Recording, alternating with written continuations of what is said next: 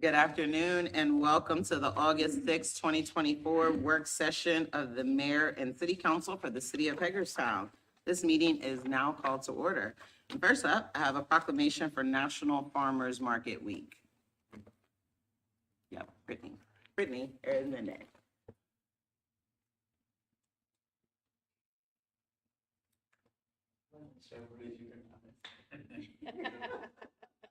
All right, special recognition, National Farmers Market Week, August 4th through August 10th, 2024. Whereas the historic city farmers market provides the citizens of Hagerstown with access to healthy, locally and regionally produced foods. Now we shall start all over. Whereas the historic city farmers market provides the citizens of Hagerstown with access to healthy, locally and regionally produced foods that are constantly expanding and evolving to accommodate the demand for a diverse array of agriculture products. And whereas the farmers market hosts a variety of local vendors where consumers can buy affordable, farm fresh, locally grown, healthy produce, baked goods, and locally made goods. And whereas the farmers market serves as the integral links between urban and suburban and the rural communities, affording farmers and consumers the opportunity to interact by providing opportunities that encourage the next generation of farmers and artisans. Now, therefore, be it resolved, with the support of the City Council, I, Takesha Martinez, Mayor of the City of Hagerstown, do hereby proclaim the week of August 4th through August 10th, 2024 as Farmers Market Week in Hagerstown, Maryland. Mayor and City Council members encourage the citizens of Hagerstown to shop locally and recognize the historic city farmers market and its vendors and their investment in our community. And Brittany, thank you for everything you do for downtown Hagerstown and definitely for the markets. Thank you.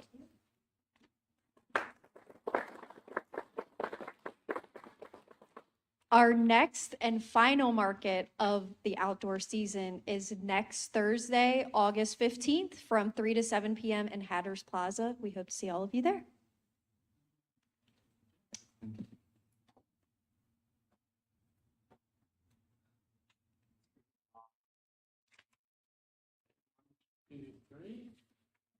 Thank you. Thank you.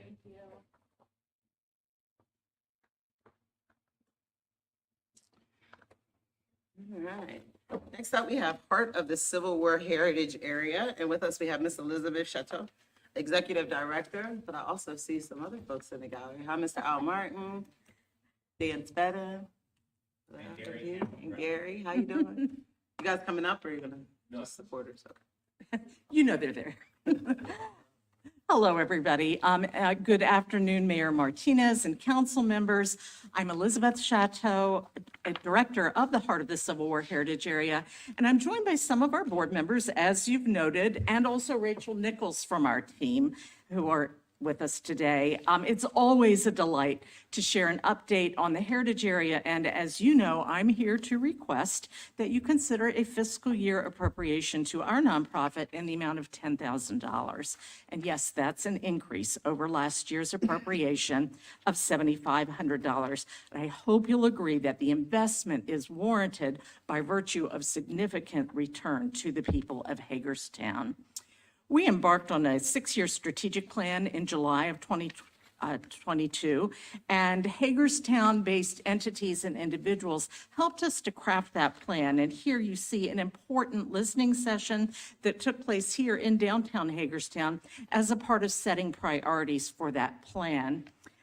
Among our most appreciated services is a range of technical assistance. Our small team is dedicated to helping nonprofits and government entities with content or technical types of expertise, access to resources, provision of toolkits, and even leads to funding sources outside the Heritage Areas program. An example of the latter is the recent award of $50,000 to the Dolman Black Heritage Museum. In January of this year, I contacted the museum team to alert them to the deadline for the Episcopal Diocese of Maryland reparations grants, and I heard back, "Thank you so much, I was unaware of this." Now, the museum team did the hard work to secure the $50,000 grant, but my point is that the Heritage Area works hard to know its partners and their goals, and to stay current with opportunities that might help our partners achieve those goals.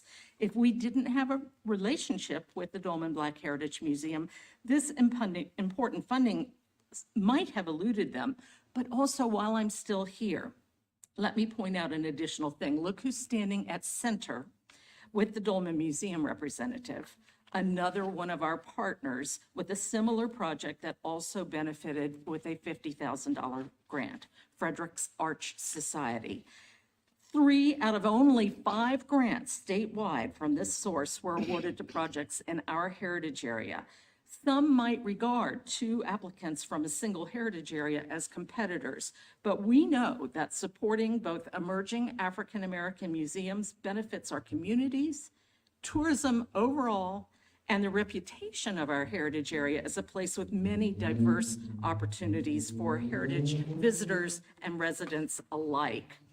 Now, our direct role with grants concerns the Maryland Heritage Areas Authority, or MHAA, and these are grants that no Hagerstown nonprofit or government entity would be eligible for if the heart of the Civil War weren't a certified Maryland Heritage Area. And since our heritage area was certified in July of 2006, 18 years ago, we've been able to help Hagerstown-based projects secure just under $1.1 million in grant awards, and those are detailed in a spreadsheet that you've been given within our annual report. But further, each grant dollar must be matched dollar for dollar with non-state investment, which means more investment in Hagerstown, often from businesses, foundations, even the federal government, and the value of volunteer time and sweat equity counts too. Ultimately, the impact is huge. According to a study by the MHAA, our heritage area's annual impact is $450.2 million in economic contribution, plus 6,376 jobs supported and sustained, and over $60 million in state and local taxes generated. Now, here's just a few of the projects that we help make possible. Just awarded on July 11th of this year, the Washington County Historical Trust was awarded a grant of just under $9,000 to help with floor repairs at Hagerstown's historic Sailor House. The magnificent Clara Barton Memorial, unveiled just a few months ago, it's a city asset along the Cultural Arts Trail, was made possible in part by a $65,000 grant. And speaking of the Cultural Arts Trail, 2 different grants totaling nearly $150,000 supported trail design, Phase 2 trail extension, and wayfinding. And then one more example, a grant to visit Hagerstown supported aspects of the documentary film, The House on Jonathan Street, and that's being seen throughout the nation. Hagerstown is an exciting place, and we are proud to help the city and its nonprofits share its history and culture, including those previously undershared stories. A topic for another day, but I'll mention it here. The Maryland Heritage Areas Authority budget is so very small. There's only $5.1 million available for these grants across the state. This year, statewide applications totaled nearly $11 million in requests that were deemed eligible and worthy, but the MHAA budget could only support a fraction of that need. So we are going to work to secure the statute change necessary to increase the state budget, with Washington County partners like Dan Spedden and Visit Hagerstown leading the way. So stay tuned for more on that as the legislative session draws closer. More MHAA grant money means the potential for greater investment and greater ROI in the city of Hagerstown. Now, I do want to mention one other benefit that we offer. This is in collaboration with our tourism partners, Destination Marketing. The MHAA, with our 3 DMOs, provides marketing funds that we use in a variety of ways, including substantial sponsored content advertising with online outlets like Blue Ridge Outdoors, Philly Magazine, Maryland Road Trips, WTOP. And what you see on the screen is a banner ad that accompanied our spring WTOP branded content article on the theme of gardens to be visited in the heart of the Civil War. The article is online perpetually. During the campaign, this ad featuring the Museum of Fine Arts was seen prominently on the very first day of our content. 255,000 impressions on that WTOP homepage traffic occurred, 150,000 digital impressions promoting the content on the WTOP Facebook page. Additional analytics for this ad and our other marketing efforts indicate that our partnership with Visit Hagerstown is paying off in terms of tourism economics. Now, what's to come? Hot off the press, Hagerstown's Terrence Moore, who is a member of our board, has just been appointed by the governor to represent the heritage area on the new commission to study African-American Civil War soldiers, and that work is just beginning. The recommendations will concern a potential monument. We've just been invited to present a tour as a part of the annual Maryland House and Garden Pilgrimage. That's going to include, it's going to focus on Washington County. It will include Hagerstown. The resulting visitation will not only be an opportunity to spotlight Hagerstown's beauty, but the thousands of pilgrims who will be served will shop and dine and lodge here, contributing to the local economy. And we're also developing a geo tour for the nation's 250th anniversary. These are created with support from the National Geocaching Organization. It will include Hagerstown sites. We already know that this is a great destination for geocachers, but this particular tour product is going to allow us to tap into that market at unprecedented levels. Now, I want to just return to the hard numbers. Here you can see that 1.1 million in grant awards has come to Hagerstown-based projects. And then if you look at the dark blue bar to the right, we've got just almost $400,000 granted directly to the city of Hagerstown for different projects over the years. This graph, in this graph, fiscal year 25 municipal contributions are not included because we don't yet know what Hagerstown's support will be. But it is striking that in 18 years, we've generated that $1.1 million in grant benefit to Hagerstown, but municipal contributions were only provided in 4 of those years so far, amounting to a total of just under $27,000. So like all 501c3 organizations, the Heart of the Civil War Heritage Area needs diverse sources of support to sustain and continue operating. A contribution of $10,000 equates to about 2% of our operating budget. Sustaining operations is essential to our ability to return on that investment for the city of Hagerstown. And then lastly, please mark your calendar for the evening of November 12th, when we're going to host a very exciting program, unlike anything that we've offered before, and it's going to be right here in the city of Hagerstown. It will be part of our year-end review, free of charge. We expect to fill the house and a few hotel rooms too. And I can't disclose the details yet, but I'll do that as soon as I can, and I hope you'll be with us. So November 12th, thank you for giving me this opportunity. We have a location. We're going to do this at Hub City Vinyl. And again, thank you for this opportunity. I'd be happy to answer any questions. None. Thank you for all your work. It's incredible. I have a question. Yes. I want to go back very briefly to the chart that you provided, because I think it's very helpful for me. Good. As you know, in the past, I've had concerns in our budgetary deliberations where we basically are providing an amount of funding from the city budget to an entity that then returns grant funding to the city. I think that the 2 charts you provided certainly helped me in better understanding that distribution. Great. Especially when you look at FY '27 through FY '24, and you see that it's a fraction. You know, it's a fraction of the distribution of funds over time. So, you know, the important part is you're leveraging that very small amount of money against larger portions. And I think specifically, I think what also helps me is the chart that you provided us this time, which sort of outlines all of those projects, and they aren't big amounts. In most cases, they aren't big amounts. And I wanted to make sure I understood this correctly. On the chart titled Heritage Area Project and Mini Grants, FY 2007 through FY 2025, it says the light blue bar is the total Maryland Heritage Area project grant funds and many grants awarded to projects and/or entities headquartered in the municipal limits.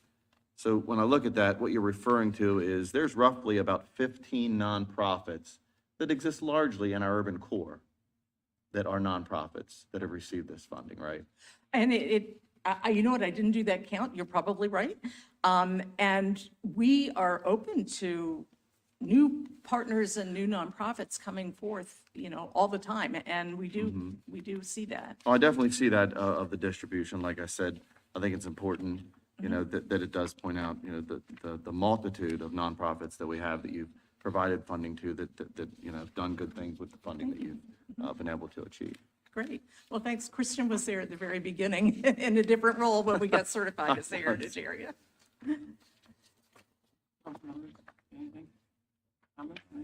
Wonderful. Thank you all. Thank you. Thank you so much. Have a good. I just want to thank you all for your time this afternoon, and I chair the Finance Committee for the Heart of the Civil War Heritage Area, and we do appreciate your support in the past, and hopefully we can continue to count on support and continue doing what we're doing to leverage these funds. Thank you. Yes, thank you. Thank you very much. Have a good day. All right, next up, we have a field house update with Mr. John Wack from Eastern Sports Management, Mr. Jim Bender, our city engineer, and I seen the Mr. General Manager. You want to join us at the table? Jim? There you go. So good afternoon. It's been an exciting 6 or 8 months, starting from a site that was just sitting there. Nothing was really happening to what we see growing out of the ground and happening on the site today. And we know that we had a groundbreaking ceremony and we recently had a topping out ceremony, but we thought it would be a good idea to come in and just give you an update on the status of the project, both construction-wise and financial-wise. Also, I think John's going to give a presentation on some other efforts that Eastern Sports is involved with, trying to get ready for the opening of the facility. So I'll turn it over to John. Awesome. Thanks for having me back. Many of you all were out at the topping off ceremony, and so you've got a pretty good idea of where things stand, although it's moving very quickly. What we want to do here today is show you the quick time-lapse video. I'm sure many of you have already seen it. Talk about the construction progress, talk about the schedule, where we stand with the budget, and then talk a little bit about operations, because operations are starting to ramp up. If we could roll the video, please. So this is the site from a telephone pole on the southern end of the site, looking to the northwest. And action. Yeah, so I think this was starting back in March when we really started a lot of the ground operations. You'll note, this will come up in a little bit when we're talking about the budget, all of the activity on that building pad. It required quite a bit of work, but once in and compacted, everyone's very satisfied with the way it turned out. And then, of course, the metal building crews coming in with all their lifts. I think that JLG actually came over with a series of executives to tour the site because of the quantity and type of lifts of their manufacturer that were in use at the site. Yeah, and from this point on, you can't really see too much. Yeah, we've been trying to figure out a better spot for the camera. We're thinking about maybe installing a couple inside so you could see the progress on all the sports equipment going in. So you can see from the construction that the walls and the roof, which were largely up when you guys were there a couple weeks ago, are now all the way up. All the concrete is poured. It's been poured up on the second deck. And pretty soon the envelope of the building is going to be weather tight. They're now starting to work on all the building systems, the HVAC, the electrical, the plumbing. All the plumbing underground obviously was put in before they poured the slab. And they're beginning to start to work on the outside of the building, the landscaping, the parking lot, Because of the nature of the site being an already existing and operating facility, we've got a big head start on the parking. Everything's already at grade. And so they're going to begin all those improvements. On the schedule, so don't know if it ever crossed Joel's radar, but at the front end of the project, we had about a 45-day delay on a permit that we were waiting on from the state that allowed us to begin moving earth. We've been sort of making up for that since then. We've been playing catch up, but we're almost completely back on schedule. If you were to take out those 45 days, we'd actually be early right now. But the weather variables are largely removed since now the site work exterior to the building is not in any way on critical path, and we've got plenty of time to get it complete. Most of the equipment variables are removed. We got our switchgear, which is one of the longest lead time items, is now been delivered. All the FF&E and sports equipment is scheduled to be in before the holidays in December. We feel very good that we're going to be playing sports in that building in January. So one more public statement that is going to be happening, that we will be held to account. You all heard the general contractor at the topping off ceremony. It's on film. We remind him every meeting. So as far as the budget goes, we're currently on budget. As you guys remember, there's a contingency fund that you guys attached to the overall project. We had some bad soils underneath there. It is built on a stream bed. But we've overcome that. It did consume about 60% of the contingency budget. We've got about 20% of the budget left. That could get back to 30% as we are getting some credits that they haven't yet tabulated, and also as we begin to calculate a couple of the allowances that we have in the budget, which we're thinking are not going to be used up completely. So that will create hopefully a little bit of additional breathing room in case for all of the unknown unknowns. But again, similar to the January date, we are confident that we're going to bring this thing in under budget.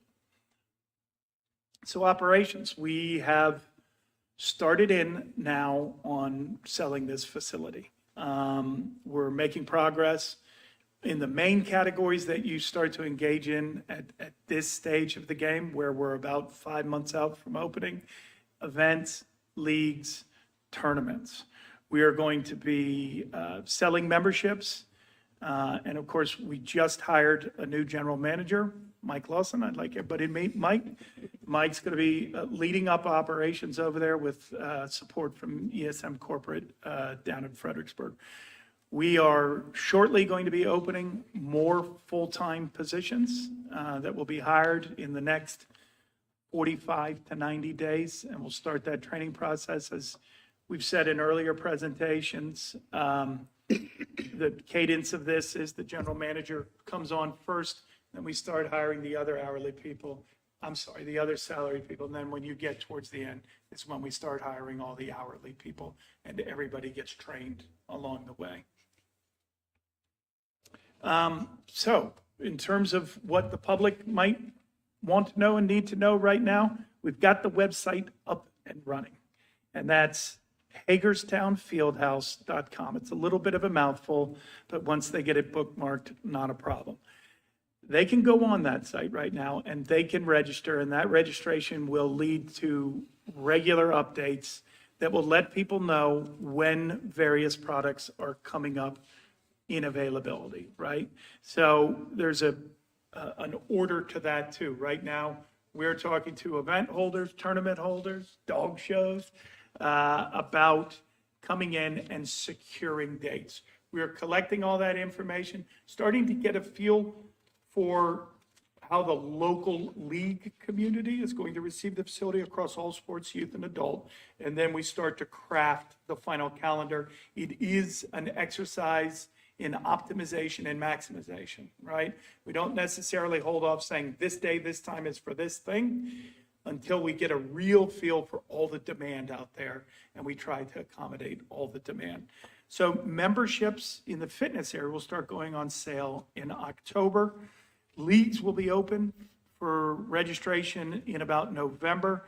And tournaments that we're going to be running in-house, we will open for registration just next month in September. Other tournaments will be coming in there to use it, but those will be on rental contracts where somebody else is operating the tournament. We're providing them the space. They market their own tournaments. We'll provide some level of marketing by having it on the website. But if a team or a person is interested in registering those tournaments, they would go to that tournament provider's website to do that. And we would guide them there through our website. We're also going to be opening an office here downtown in about 30 days' time. And that is going to be available for folks to do walk-up inquiries about programming, walk-up, most importantly, walk-up membership registration, subscription, so that they can become part of the facility and part of, more importantly, the fitness area of the facility. And so that's it in a nutshell. Do you have any questions? Yeah. Wow. Yeah, it's happening. It's It's happening. happening. I'm excited. It's already started. And welcome. I have 3 comments. And the first is, we appreciate, or at least I appreciate the time lapse. But the reality is I don't know that our community needs a time lapse to see the change that's happened, because it's so centrally located, you know what I mean, on such an avenue between the north end and the south end of Hagerstown, even the east and west end, that folks see it. You know what I mean? They see the difference. And so, I appreciate the video, but I think folks appreciate more the sort of in-person perspective that they get. You sort of glossed over, you know, it's interesting because I often say that, you know, when you do a public project, if it's done right, people don't really care about the cost, you know what I mean, on the back end, because everybody's enjoying, you know, the product that's been created. So you just sort of glossed over this statement that you're confident that you'll bring it in under budget. So, you know, for me, while I had that perspective and it isn't a huge deal, the other side of me says this is probably the biggest public-private project that the city has done in this type of manner, and so that's no small feat. And I think that the citizens appreciate the fact that you as a private organization were able to work with us and accomplish that, and staff's been able to, you know, work, I'm sure, with that direction and accomplish it. And then the last comment I have is probably a little bit selfish, and probably, you know, a little bit out of the fear, as you point out, it's already happening, because I'm already starting to get folks that call and say, am I going to be able to get in there? Am I going to be able to get in there for this sport and that sport? You know, and so there is this fear, I think, that we have in this community, almost to the degree we may covet a little bit, you know, this asset that we will now have to ensure that at least as I envision, I think I shared with you years ago, that, you know, the kids in this community will be able to enjoy that facility in this community, understanding there's going to be a cost associated with it, but that it won't end up being a satellite facility for, frankly, the urban counties to the east of us that have greater disposable income to you know, drive the market condition beyond what our local populace, you know, have the affordability to you know. Yeah, we certainly take that into consideration when doing that optimization and maximization of this, of the schedule, in the sense that we're your all's partner, right? And you guys have made it loud and clear that while we have a structure that requires financial responsibility, we also have a municipality that has made a significant capital investment and would like to see, within the bounds of financial responsibility, Oh, yeah. as many folks playing in there at reasonable rates as possible. Yeah. And, you know, we will continue as a for-profit organization to try to access resources that help expand access to the facility. I'll just add on to that really quick. 2 things. Like one, for example, would be, because this is important to me. I just finished an email as I sat down here with someone with Washington County Public Schools, because I want to bring those kids in for employment purposes. Especially if these kids are involved in sports, come work in that environment as well. And, make yourself a little bit of money, and it's local, it's here. I am already in talks with a local basketball organization with, one of them's the head coach of the Smithsburg High School's lacrosse team, and their programs. My goal is to be able to create these leagues, where the high schools, the middle schools, the kids can come in and have an off season with us. The community and bringing them in is very important. And I haven't still forgot about getting that name from you for getting the stuff for the old municipal stadium remnants, because that's a big part of, where we're at here. That's important to me. I played there. So, bringing the community in is very important to us at ESM, but it's also important to me personally, because I'm from the area. I want to give to the kids and to the community for what, I want this to be a beacon for these people, for adults and kids alike to come here. So I just wanted to say that a little bit, just because I see it's important to you. It's important to me too. I appreciate that.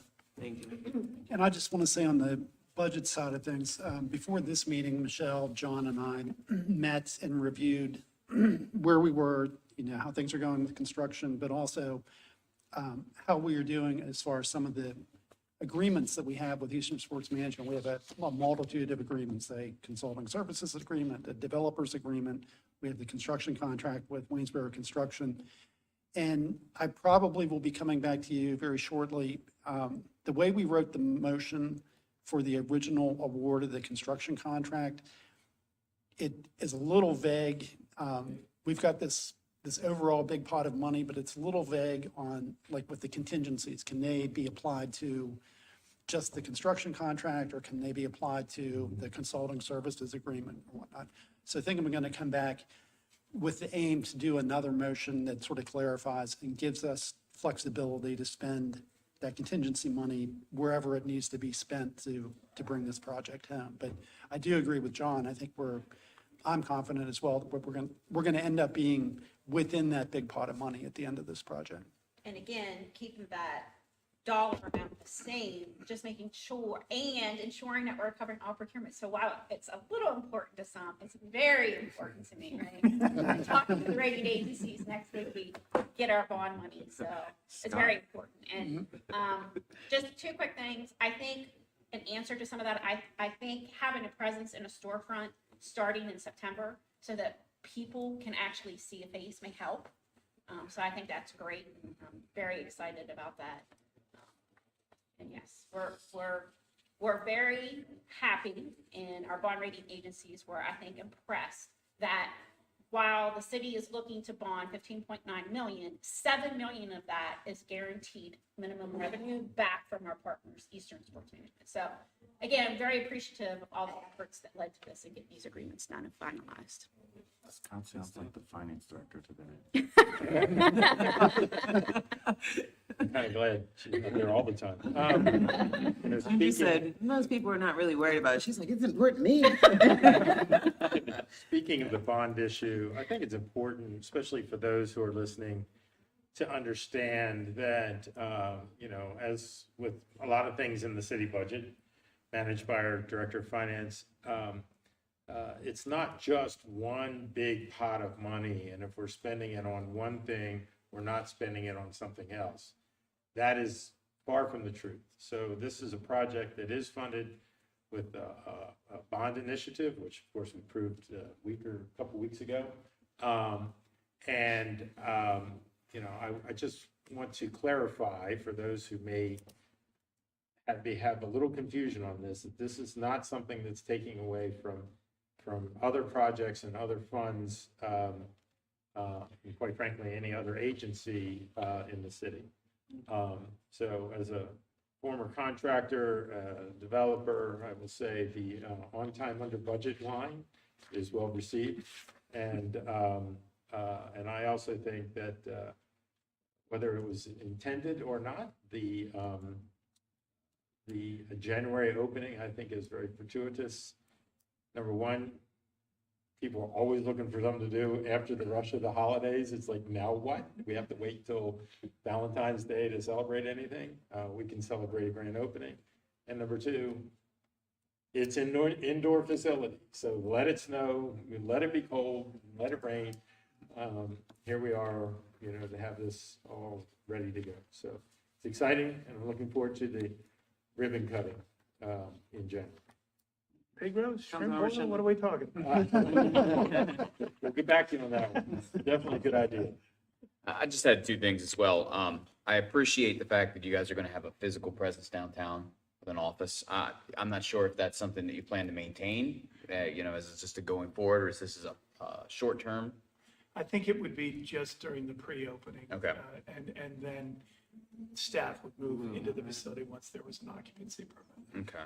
And then the other thing I just wanted to clarify is Councilmember Alshire had indicated, I get a lot, I've got an 11-year-old who's involved in all kinds of youth sports, so I get a lot of inquiries about how do we reserve, how do you use the facility, what's the process look like? Right now, until you have that set up, is the website the place to direct The folks to? website is Okay. the place to go. Two things can happen there. One, they can register to get a newsletter that, as those things become available, that will be announced there. Two, to be able to contact him directly through that website. And there's no wall or barrier. If somebody has any question whatsoever, he ought to be able to answer it. If he doesn't, he's going to come to Brian. If Brian doesn't have it, he's going to go to Andy. And if Andy doesn't have it, he's going to come to me. Perfect. And we'll I spend a lot of my day, that's what I spend a lot of my day doing, but that's what I should be doing. So I try to get back. I don't think I haven't gotten back to anybody within the day that they've sent the email. Fantastic. And at Thank this you. stage of the game, even though it seems like it's literally around the corner, and it is, we're still going through that exercise of, if in fact we have more demand than there is space, we have to make some judgments about who's going where and when. And there's both considerations of equity, but also just good business sense of having as diverse a customer base as possible so that you're serving all sports in all communities. And that just makes you a stronger business. Listen, I'm ready to build the next one next to it. Right now, right? I have a quick question. There will be pickleball, correct? There's more pickleball than you can possibly. Okay. I'm asking, and so the pickleball will be able to be reserved at different times for groups? Would that be? Yeah, so it might be a little early to make that commitment in Okay. the sense that, in all probability, yes, and here's why. Okay. Monday to Thursday from 7 a.m. to 4 p.m., the area where you would play pickleball is going to be largely unused. So I think we're always going to have some space available for regular users that would be able to consider that their home. Things like tournaments and things like that, that is going to be balanced against other tournaments, basketball tournaments, volleyball tournaments, indoor field hockey tournaments, pickleball tournaments. And we've got to figure out the right mix of weekends, when they're going to occur, things like that. I asked that because my daughter and her college friends have got pickleball outfits and dressed their kids up in pickleball outfits. And they have been going to DC to play pickleball. And so I just wanted to put it on the record for the Route 1 honeys in Northern Virginia. You can come to Hagerstown to play pickleball. Where there's a need, we will fill it. Yeah. It's just a matter of figuring out how much of a need there is. I had no idea it was a big thing for college groups to play pickleball and, Yeah. and dress up. She's got Yeah. new rackets and everything. I think the median age is lowering. So it started out kind of high, and it's getting lower. Yo, T-Mobile was giving out free pickleball. If you were registered and had their service, free pickleball paddles. And my daughter went and got her pickleball paddles. So it's definitely lowering. And just remember, Really exciting. some of our parks will have outdoor pickleball. Yes, yes. We're excited about that too. Yes, so indoor and outdoor. See, there we go. One-stop shop. Hagerstown. Thank you. You're Thank you very welcome. much. Thanks very much for having us. Thank you guys for all your work. I'm gonna call you. All right. Moving right along. Mr. Jim Bender, do a highway safety demonstration project. Yeah, so the city was contacted by the Maryland Department of Transportation and an organization called Smart Growth America. Those two entities are partnering together to do demonstration safety projects at 3 towns or municipalities in the state of Maryland. Hagerstown is one that was selected, Bel Air was the second, and a site down in Howard County was the third.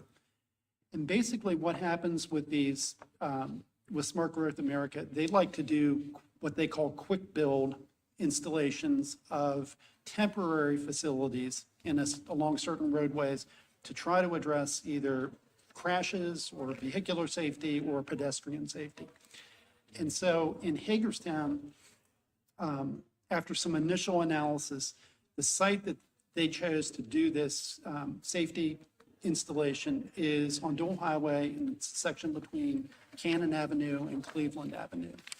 The reason that that section of roadway was selected is that it has a much higher rate of crashes than the statewide average, and there have been a number of pedestrian accidents, including one fatality that occurred there a few years ago. So we've done some initial work with both of these groups. They like to do a series of workshops where they sit down and start to develop conceptual designs for what the installation would look like. We have another set of these workshop meetings with these two groups next week down in Howard County. But you can see attached to the memo is a concept plan that shows what we're thinking of doing. And just briefly, let me run you through it. Probably the biggest thing that they see when they look at that part of the corridor is that you've got really wide open shoulders along the roadway, at least in most locations. And so drivers tend to feel like they've got plenty of space, which means that they tend to speed. And we've measured vehicle speeds out there. Speed limit in that section is 25 miles an hour. The average speed right now is about 39. So what they want to do is install some of those temporary flex posts, those delineators that you see along the roadway. They want to install those on the edge lines on the outside of those lanes to kind of make them feel narrower and cut off full access to those shoulder areas. The reason that they really want to do this is for the first time in Maryland, they want to install what they call speed cushions or temporary speed humps in front of the dual highway liquor store. And pinch that area down and make people have to drive over those speed humps or speed cushions, expecting that we're going to see a decrease in vehicle speed, which in turn should make pedestrian safety better within the corridor. If the cars aren't moving as fast, people trying to cross the street are going to have a better chance of doing it safely. They also want to do crosswalk improvements, both at Washington and Cannon and Franklin and Cannon. They want to upgrade those crosswalks to be more visible. Again, looking to improve pedestrian safety. One thing that's going to be a bit unusual is part of this, there's a left turn lane if you're headed eastbound on Washington Street and you're approaching Cannon Avenue that lets you turn onto Cannon Avenue. That's an extremely tight corner. Vehicles, especially large trucks, often run up over the curb and across the handicap ramp at that corner. And the visibility is not very good as you're kind of coming up the hill on Washington Street. It's hard to see if there are pedestrians up on Cannon at that location. So what they want to do temporarily is close that left turn lane and force vehicles want to turn left to stay in the through lane until they get up to the intersection and then make the turn, so that hopefully pedestrians will be more visible. Increased pedestrian safety is really what that's about. So these projects by design are temporary. They want to have us procure the materials to do this and get them installed as quickly as we can. Their goal was to have everything up and running in the middle of August and let it run through about the middle of November. I think that's ambitious. We're working and trying to make arrangements to get our ducks in the row to do the procurement that we need to do. The city The city is going to procure the materials. State Highway Administration is actually going to do the installation of these flex posts and the speed cushions and everything else out there. And then in November, State Highway will remove everything. And during that time, we're going to be collecting data on speeds, on pedestrian patterns, just to see if what they're proposing to do actually makes a difference out there and makes things safer in that corridor. Funding for this project is coming from Maryland Department of Transportation, flowing through Smart Growth America.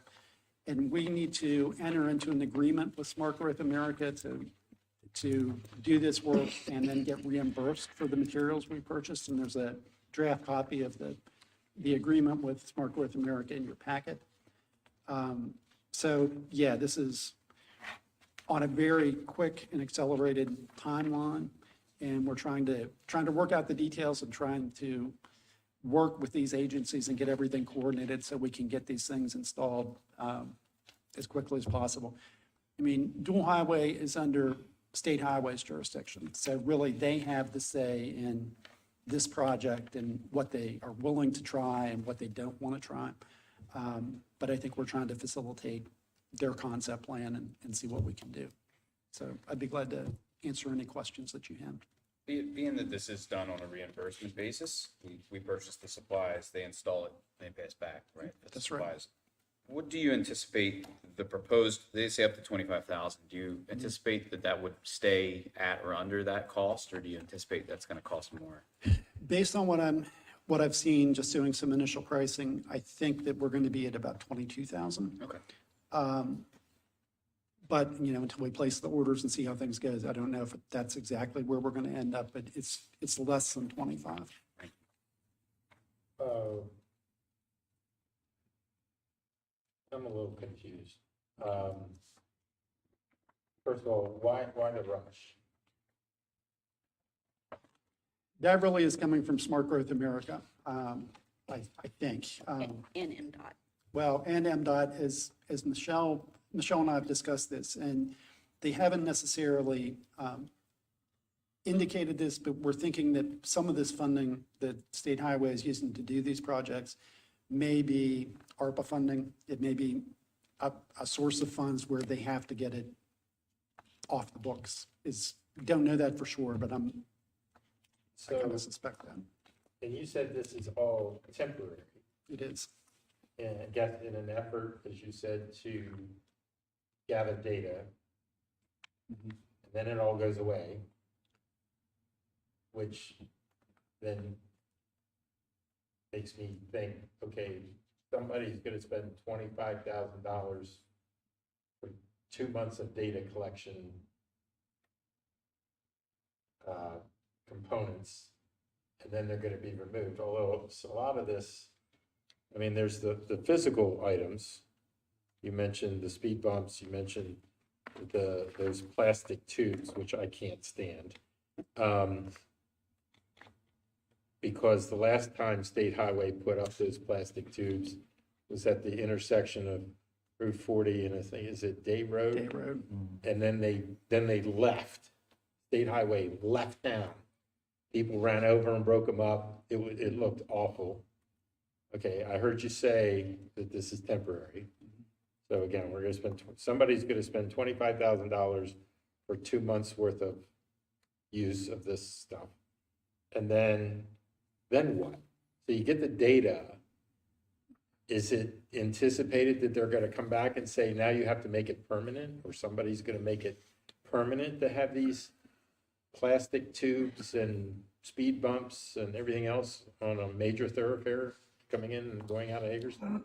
I think that's part of the evaluation that State Highway is going to go through. I think they will not do that if this is not successful in slowing vehicles down.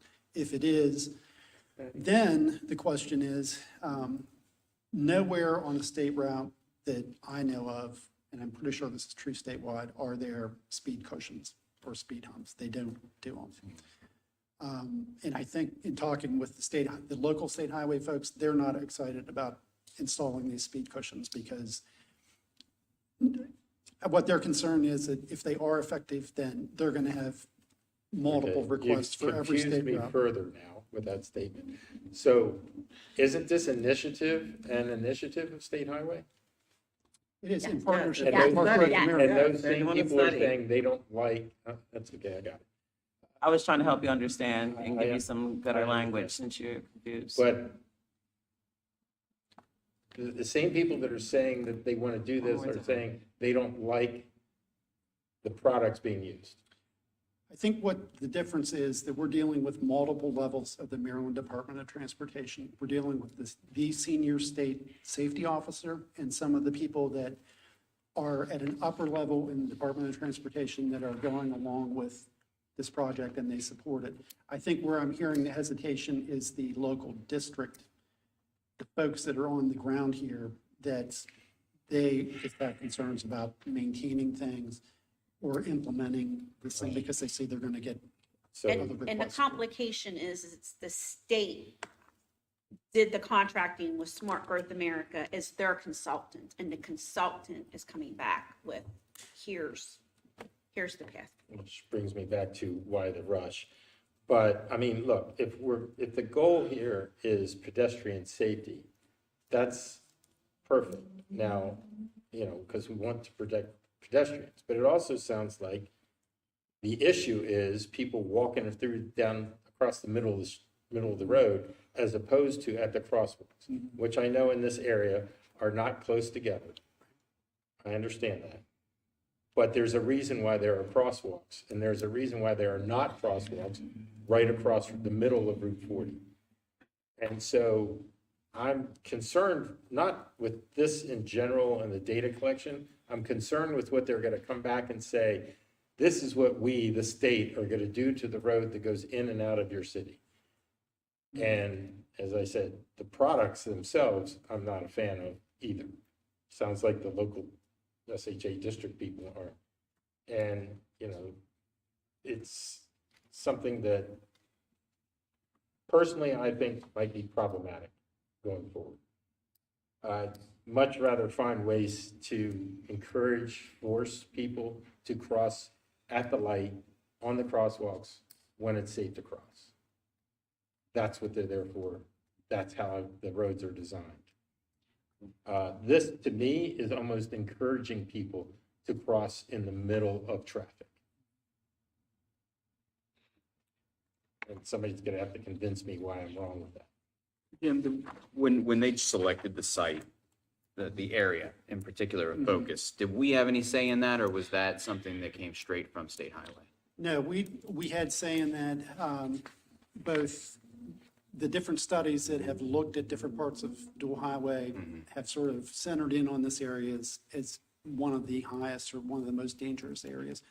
A lot of that had to do with the sheets, and now we've got a new convenience store there that it attracts a lot of pedestrians in that neighborhood. So there's a lot more pedestrian traffic in that segment than others on dual highway.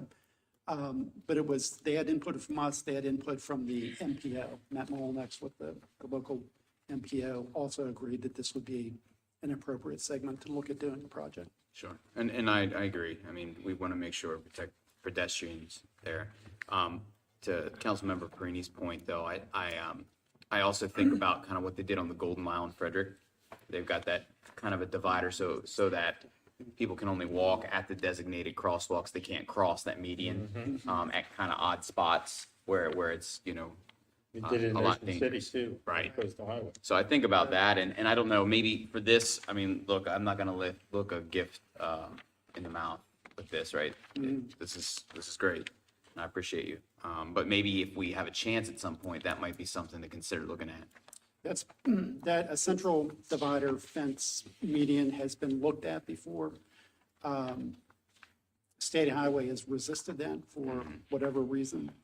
But it may well be that they do this installation and they see this is not the solution, and maybe we need to go back to consider that. Councilmember Asher? So maybe I look at this a little differently, and I would like to take these in three parts. The first part is, I don't know that I understand the difference between white and yellow tubes on the street. and I don't know if I'm driving in a car, if I'm going to understand what the difference in significance of the different colored tubes are, nor that the average driver will. So I want to understand why the use of both colors of tubes in a very small area. Right. So dual highway is probably not a good example, but if you think about just a two-lane street going through, typically what you have is an edge line along the outside of the road, your lane of traffic that is white. Shoulder line. Right, a shoulder line. And then you usually have a yellow center line. And it's how things have developed over the years. The standards were developed that the yellow is supposed to signify that there is opposing traffic beyond that line, somehow. So left is almost universally going to be a yellow edge line. White is usually going to be a safe space out to the right. So that's why they use the two different colors. It's on dual highway, it's a little, because it's separated, it's a little bit different feel, but that is sort of the standard, left is yellow, right is white. I think that's going to confuse people. And I say that I think it's going to confuse people because if you look at the two locations where they propose both yellow and white together, there are half a dozen entry and exit points, ingress and egress points of various business types operating at all hours of the day. So I think it's going to get confusing to the driver that is in the lane and it has an expectation of being in the travel lane and seeing the travel lane function in the way that it's supposed to function. And then suddenly having tubes of two different colors on the same sides and both sides of the street doing that. If you go down to this right shoulder in the, let me think, eastbound lane, you'll see it goes white. And then on the other side, it has yellow and it's white. And so that's where that area sort of comes together. So that's one confusion that I have. The second item for me, and I'll take the two intersections or the two improvements, temporary improvements that you cite. So if I'm a driver and I'm going from Cleveland to Cannon, which means I'm coming into the city, most of us have, taken that trek and we come in and you start to slow down right about where you turn left to go into McDonald's because you know that traffic right at that bend is going to start queuing up. If it isn't there, often what you do is you come to that bend and you hit the gas a little bit because if you got the green light, you know what I mean? That's what you're doing. That's what's happening, right? That's the innate sort of decision of the driver. What you have proposed here by State Highway, if you see these very, very tiny little speed bumps, they look like they're in the travel lane only. So what's going to happen is I'm coming down there and right at the bend, you're going to have a speed bump and you're going to have to decide whether to slow down or like when you drive down some of the alleys in the city, you drive around it.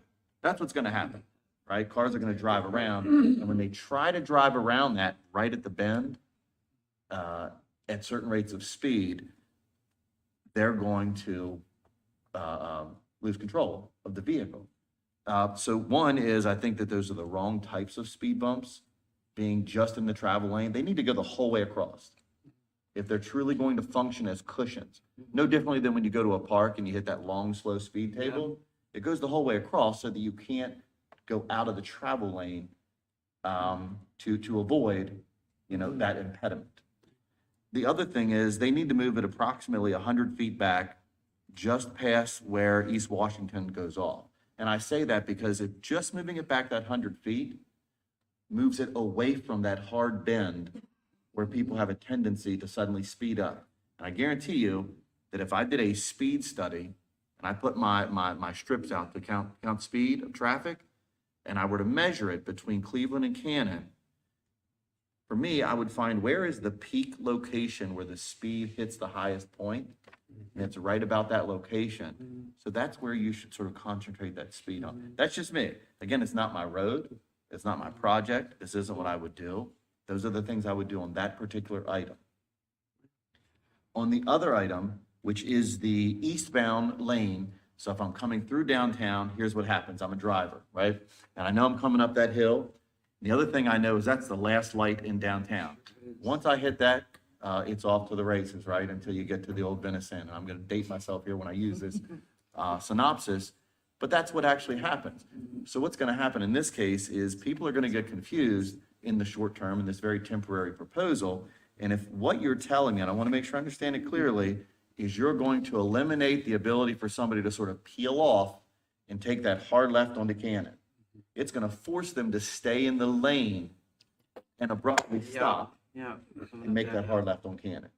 Somebody's going to rear end me because they're trying to get through that light because it's the last light they got to get through to get out of town, one.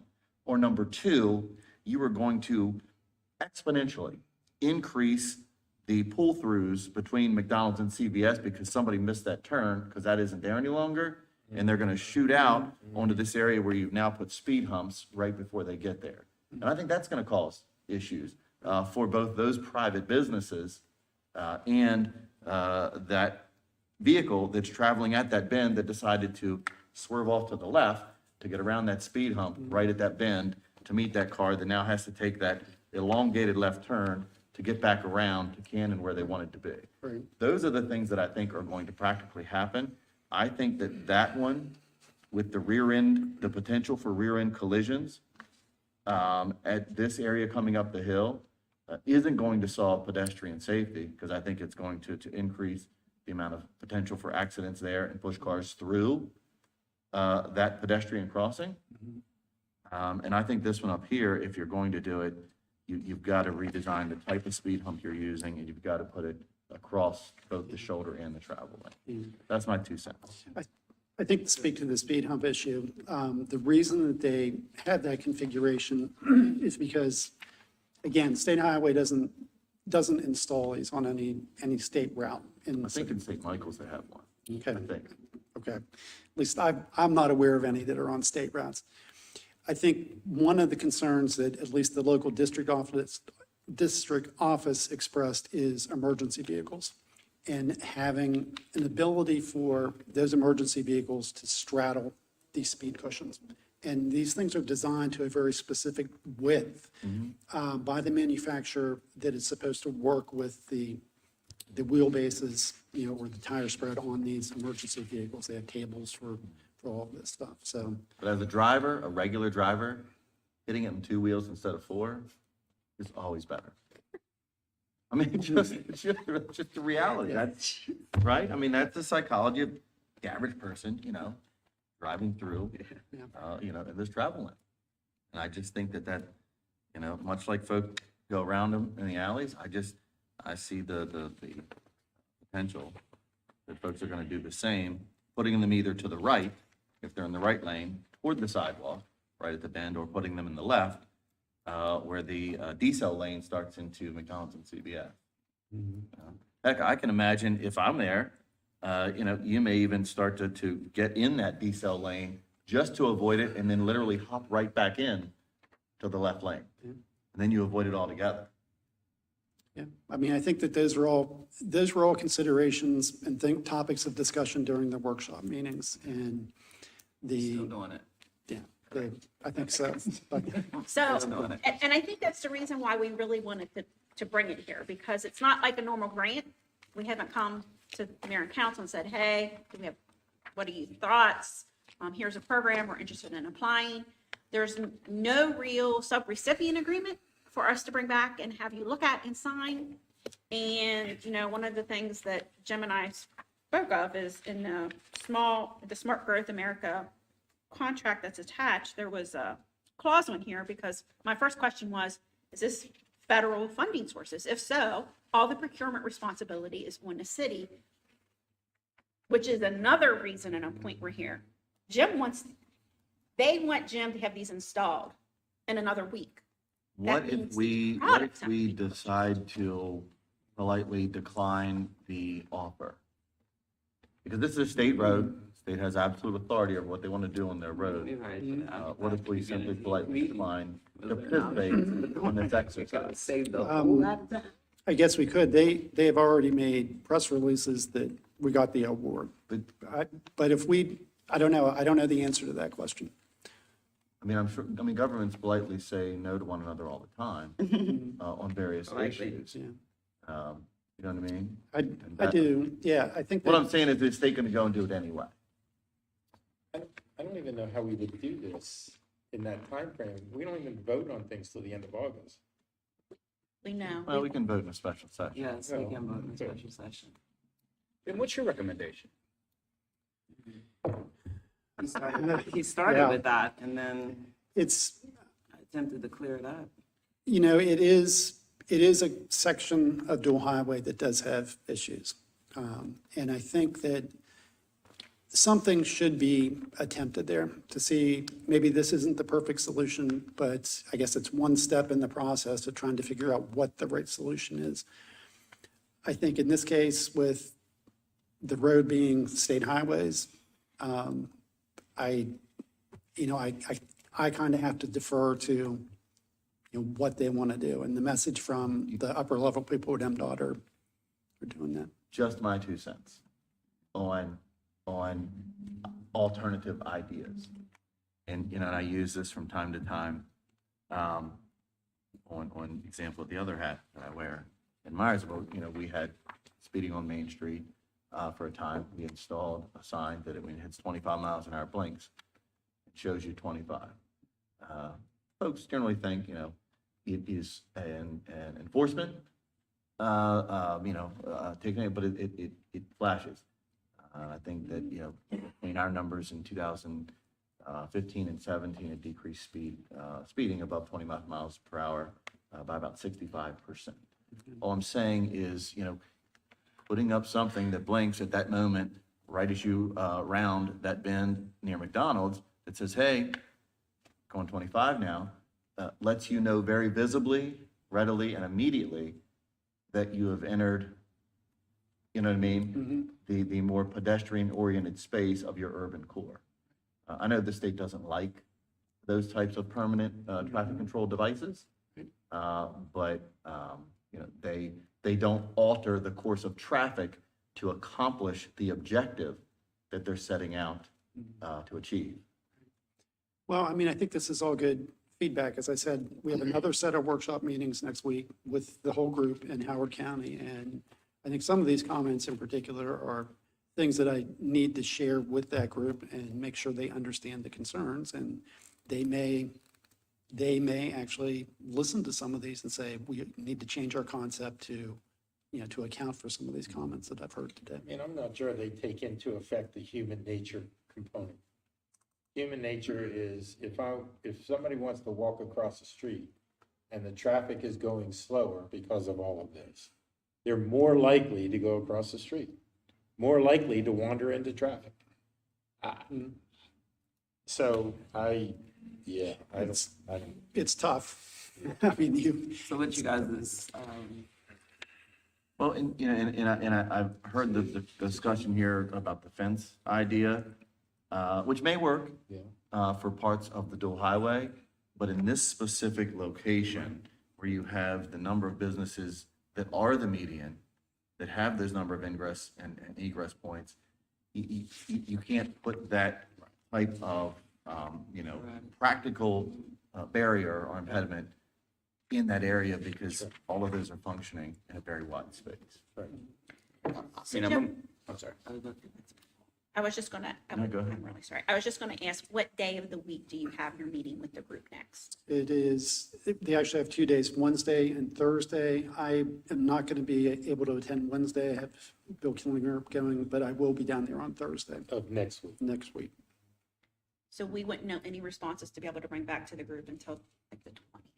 If we Well, could- Well, what I could do, in advance of that, I can summarize some of these concerns, put them in an email and send them out to the group and say, I really need feedback quickly on these concerns. Are you willing to modify the concept to address them? Because part of the pushback that Jim received from other staff at the city was, if we have language in here that says the city of Hagerstown will abide by federal sources, then we must abide by procurement. We can't do normal city procurement if they're dictating what we're getting in a list of the vendors. It doesn't allow us time to do all of our normal procurement channels. So we would definitely need, right? And there's nothing in here that says they're gonna take anything out, even though you said it. And They're they gonna- probably told you, but there's nothing in here in writing Right. that says that. And I have to assume that they're not planning on coming and taking all the striping back off the pavement. Now, and some of this, there are a couple things that are permanent. The crosswalk improvements at Cannon Avenue, at Washington and Franklin, changing out those crosswalks, those are going to be permanent additions. There are a couple of left turn arrows, they're going to be permanent. I think the temporary things that I have been told they're going to pull out are the flex post delineators, the speed cushions, and closing off that lane on East Washington Street. Those things are, I have been told, are all coming back out. And who is the ultimate owner of like the items, like the speed cushions? That's a good question, because the state highway, again, the district office doesn't want to, they don't want to install them anywhere, you know? So I think the speed cushions will definitely be ours. The flux posts, I don't know. I think it's a discussion we have to have. They'll all be beat up before it's all over It anyhow. could be. I mean, what do you need for next Thursday, other than these comments Well, I need to get, from us? Are you looking for us to vote on the document next Tuesday? I'm not as worried about the agreement. Maybe Michelle is. I'm more worried about the procurement and trying to get. But are you that looking done. for us to vote on the matter next Tuesday? Is that why they presented this The evening? meeting's not Yeah. until Thursday. No, no. Oh. I just want to let you know ahead of time, I know for next Tuesday. Okay, yes, that is why. Okay. Because, you know, staff is attending these meetings. The city of Hagerstown, you know, was fortunate to be a lucky recipient of this, one of 3. They've secured a consultant. The consultant's laid everything out. They've laid out, for the most part, the vendors, but they've said, you have to do it now. Yours has to be done by middle of August. And so, Which is next week. I mean, for me, if we got something that said this is temporary and they're gonna pull it out in November, I don't see any harm in a free crosswalk improvement, and we see what works and what doesn't. If we could get something that says, yes, we're gonna take these temporary things out after we've done the study, I'd be okay with that personally. This isn't a free crosswalk for us. In other words, this is a state road. The state is responsible for the crosswalks on state It's roads. an improved crosswalk for our constituents to use. It improves public safety for our constituents. So for me, if it's a temporary, even if it ends up being a headache, if we get in writing this temporary and that's the end product that we get improved, you know, crosswalks out of it for our residents to use, I'm okay with it. Well, I will work on getting that in writing. Have them put in this document that they agreed to, where the money can be used to take everything back out. Because it doesn't say that. Yeah, the funding for this, anything that state highways forces are going to do the installation, they are also going to do the removal. This money that's in this smart growth agreement is mainly just for procurement. Oh, I see. Okay. All right. Are we good? Appreciate you. Thank you. Thank you, Jim. Thank you, Jim.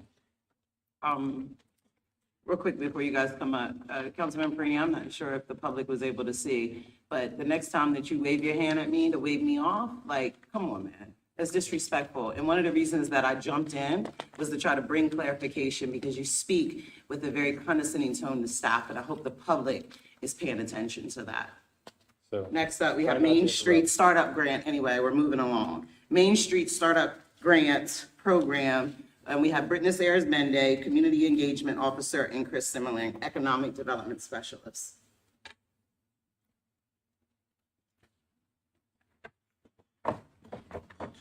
Good evening.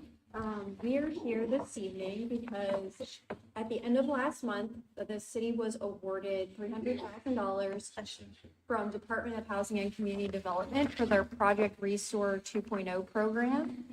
So we've been working to get a grant application ready for the city to release to the public.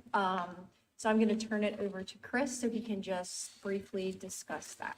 Sure. So we have some draft guidelines, application form in front of you guys to review. So just giving some high-level overview of the information is we're looking at utilizing the $300,000 grant funding we received and breaking that down into up to $50,000 awards with a one-to-one match essentially in certain areas. We're looking at two components overall. The first one, incorporating the original spirit of the Project Restore with a up to 6-month business rental assistance for the space, business going into a vacant commercial space, storefront. And then a small business improvement component as well, which is a one-to-one matching grant for any kind of renovations, tenant fit out, but also purchase of equipment, FF&E, promotion, marketing, different kind of expenses along those lines. With this, we're hoping to not only fill these vacant storefronts, increase positive foot traffic, reduce blight, but also lower the barriers of business ownership and opening that storefront that someone might be striving for in general. Any kind of questions or comments, concerns at all? Questions? Great. I think one of the main things and one of the reasons you wanted to bring this and get this rolling out is because we don't set the deadline, right? So what is the absolute deadline the city has to get the Project Restore grant funding spent? What are they? Our deadline, so all funds have to be used and the business has to be open by December 2025. That's the absolute deadline. What that means is potential businesses are going to need to submit this as soon as possible so we can review. It's going to be a process, for sure, but we're confident we can do it. We're hoping for a minimum of 6. That would be amazing, 6 new businesses down here. So we're just asking for you guys to look over this evening. If everything looks good and no questions, then we'll ask for approval for this at the next regular session, and then we'll probably launch that within the next couple of weeks. Probably weeks, the by the end of week the month. after, in the very least. And again, Project Restore was money that came directly from the state out to businesses. And then the state decided that they were pushing the Project Restore out to local municipalities for the local municipalities to actually get the program up and running. It's very good work to get to this point, to try to get this out as quickly as. And I will say, so it's mainly Main Street placemaking that have applied to these across the state. We are one of the few Main Street communities that are utilizing this for multiple vacant properties. A lot of other Main Streets have one big project that they had in mind, and they're utilizing it for that, which is easy. This is not easy, but we feel that it will be a huge asset to our Main Street community. So the maximum award of $50,000 is a self-imposed maximum by Hagerstown as opposed to. Yes, Yes. for our program, yes. So you, because Yes. you wanted Yes, to have multiple. correct, yes. And a business could technically, once again, leverage our Main Street Startup Grant in this regard alongside of our other business incentives that we have under Invest Hagerstown. Not only a business owner themselves, but maybe a property owner who wants to utilize one of those grants to get the space ready for a business to go into as well. Win-win. Win-win. Heard that. That was good. You guys good? Thank you. Great, thank you. Thanks so much. Chief Financial Officer.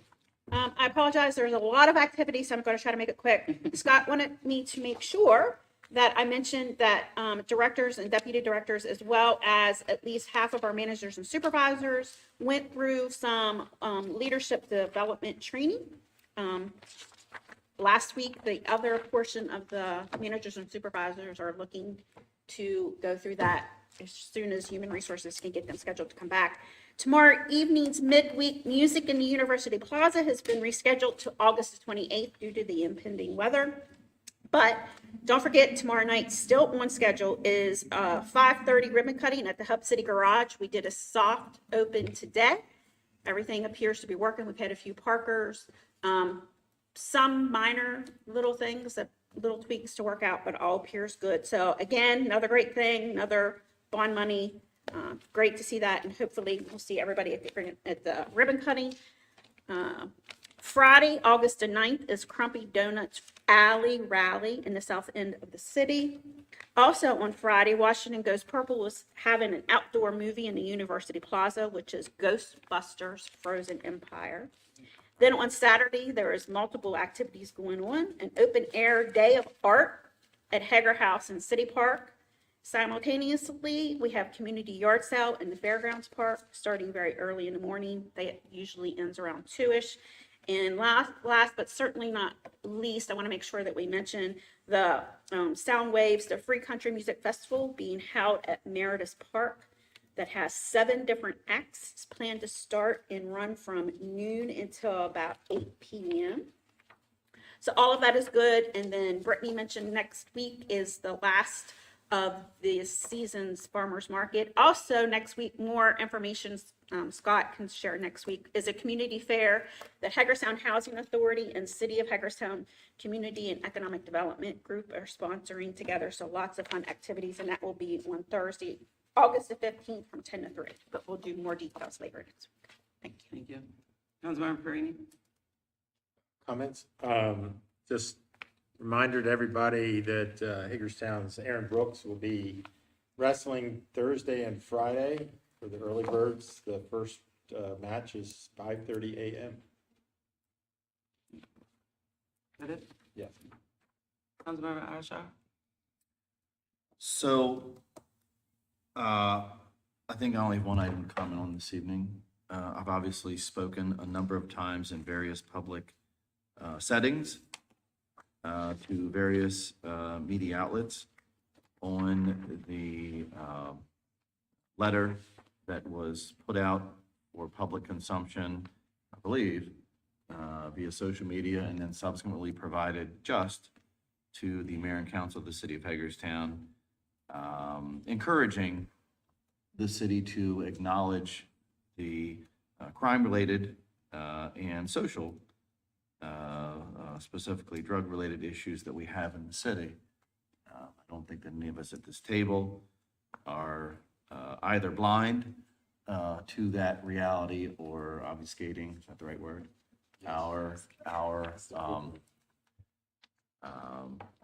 responsibilities to work to address it.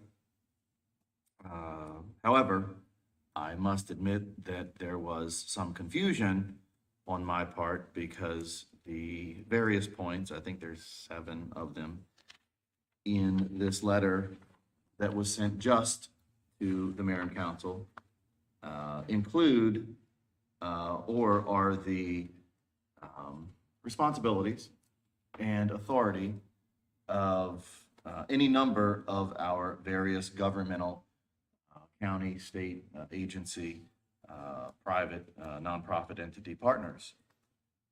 So as you guys are all well aware, I did respond to that communication, and I did make an effort to include all of those other folks that share in that responsibility to partner with the city to address these issues, not eliminate them. I want to make it clear to the citizens that isn't going to happen. We are a city. We are going to have these issues. They are going to occur. Our responsibility is to ensure, as I think that our Hagerstown Police Department have, not just in the last week, but I think regularly. The issue arises, our appropriate police staff addresses the issue, and they seek to resolve it. And so, for me, I think that, when I read this, one of the positive points that I took out of the letter was it clearly delineates who those partners are. And I know I know that when such occurrences happen, there is this reaction to sort of want to organize, this singular, large-scale setting of all the partners. And I think that in past on other efforts of a similar nature, that just leads to, one, these tangential conversations that dilute our objective to find resolution, specifically with each partner, those types of efforts are often done outside of the plain public view, right? We set a day, we go over, we got tons of people that are invested in the issue, and we meet in that setting. It's typically during the day. So for me, I read it, I said, you're right. I don't know exactly what the state's attorney's office does when such criminal activities occur, and they've got to take that action through the court system. I don't know what limitations exist in that office. I don't know how plea bargaining in that setting works in each of those instances.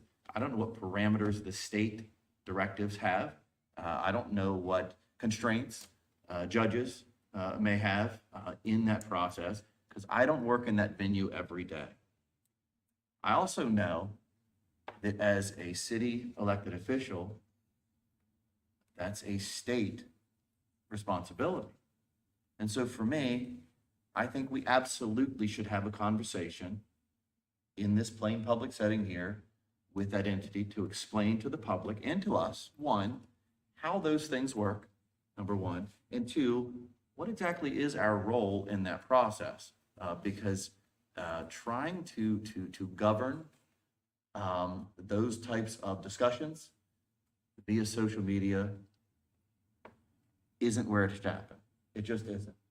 I think that we've had numerous conversations at this table with our police chief. We've had discussions from time to time on joint or mutual aid agreements between our police and the county sheriff's department. I don't know that we've had great discussion with the Maryland State Police. I think the last time we probably had that dialogue was under Mayor Brucci in one of his earlier terms. And I think that I'm always open for that conversation, because when you have county commissioners getting on social media saying that the city's not doing its part for the drug task force and things like that, I think that it's just not, it's not, I think, what citizens expect leadership to be. They expect those parties to reach out to one another, to have that conversation. And so I don't think that should be done under one single ball of wax. I think a separate meeting where the sheriff and our police chief and somebody from state police comes in and explains to us, hey, here's how we work together. And I don't want to say to us, because I really think that it's unfortunate that social media is of such a convenient nature that it has the ability to immediately mislead or misinform the public of how the good operations of those dedicated public service individuals have, and it does nobody any good. And so I don't want to lump that conversation into how the court operation or court process works in the state's attorney's office. And then you have the next one. There are folks that have clearly have passionate opinions about the Needle program. As I indicated in one of my meetings with one of the new syndicates the other day, I think that there is this misnomer that it's done absolutely and solely for the purpose for individuals that have such addictions to be encouraged to continue that addiction. That's a ridiculous perspective.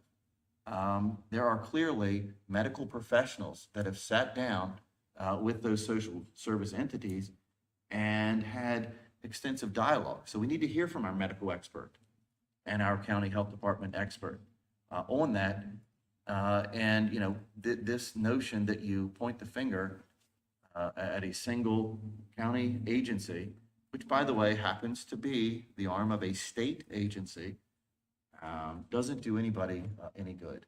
I want to hear from the medical professionals, you know, of why they have chosen under the state directive to go the route they've chosen.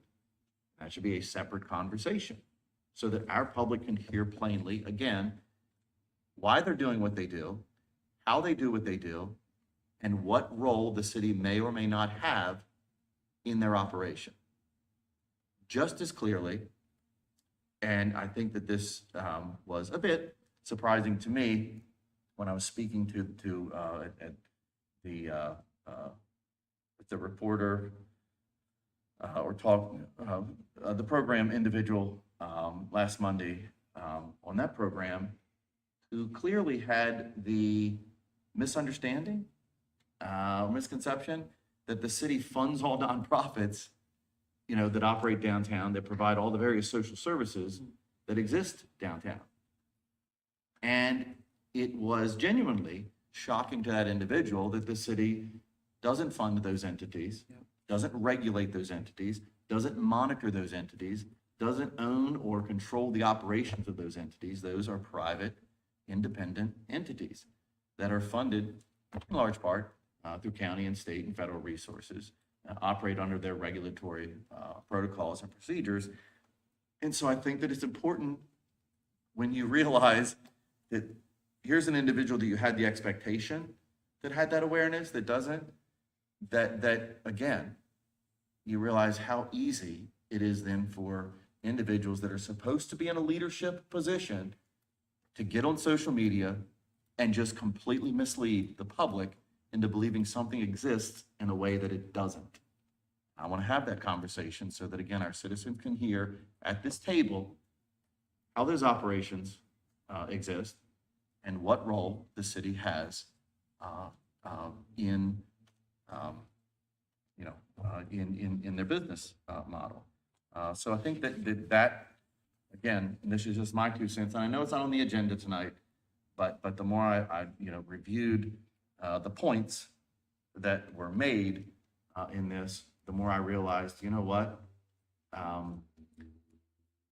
This applies to a lot of partners that do a lot of sort of independent things that are part of a very collective effort.